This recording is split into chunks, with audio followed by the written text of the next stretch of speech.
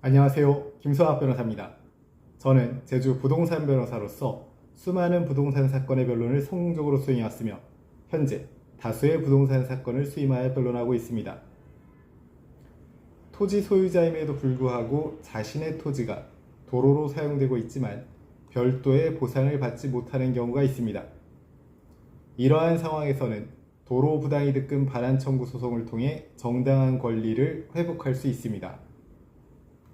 다만 단순히 내 땅이 도로로 쓰인다는 주장만으로는 부족하며 법원이 요구하는 구체적인 입증 자료를 갖추는 것이 무엇보다 중요합니다.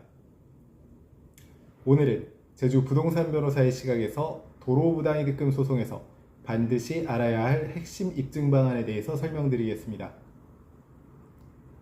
도로 부당이득금 소송의 가장 기본은 해당 토지 소유자임을 입증하는 것입니다.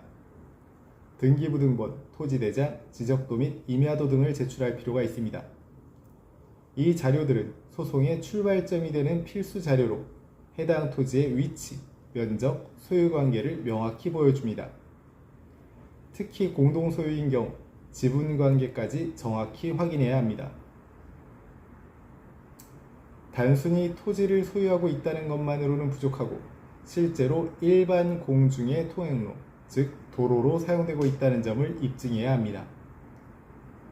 현장 사진 및 영상, 항공사진, 지도 및 위성지도 캡처, 인근 주민 진술서 등을 통해서 이와 같은 사실을 입증할 수 있습니다.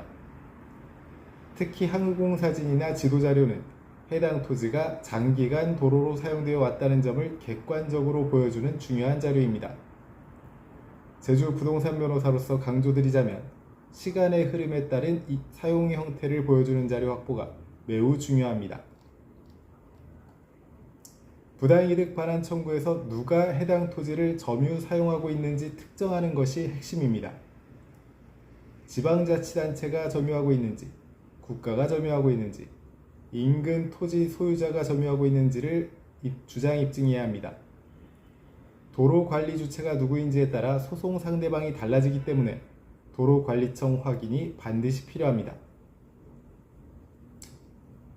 부당이득이 인정되기 위해서는 상대방의 점유가 법률상 원인 없이 이루어졌다는 점을 입증해야 합니다.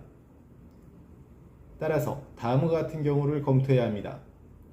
토지 수용 또는 사용 승낙 여부, 기부 체납 여부, 도로로 제공된 경위 등을 검토해야 합니다. 만약 과거에 토지를 도로로 제공한 사실이 있다면 무상 사용으로 인정될 수 있어 부당이득 청구가 어려워질 수 있습니다.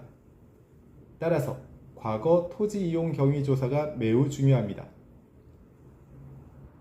부당이득금은 일반적으로 해당 토지의 임료 상당액을 기준으로 산정됩니다. 이를 위해서는 감정평가가 필요하고 법원에서는 감정평가를 통해 객관적인 금액을 산정하게 됩니다.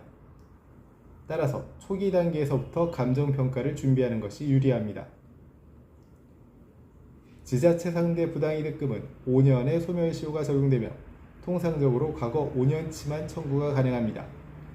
따라서 다음과 같은 사항을 반드시 확인해야 합니다.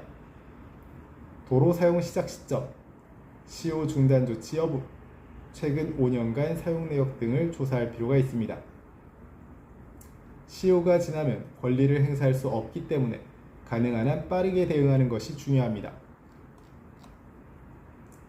도로부당이득금 소송은 토지 소유자의 정당한 재산권을 보호하기 위한 중요한 절차입니다.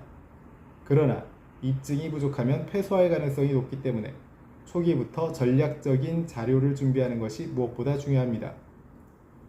현재 자신의 토지가 도로로 무단 사용되고 있다면 언제든지 제주 부동산 변호사 김성학 법률사무소를 찾아주시면 신속, 정확한 해법을 제시해드리겠습니다. 조금이나마 도움이 되셨으면 합니다. 여러분의 권리를 지키고 언제나 신속하고 정확한 해법을 제시해드리는 김성학 변호사입니다. 감사합니다.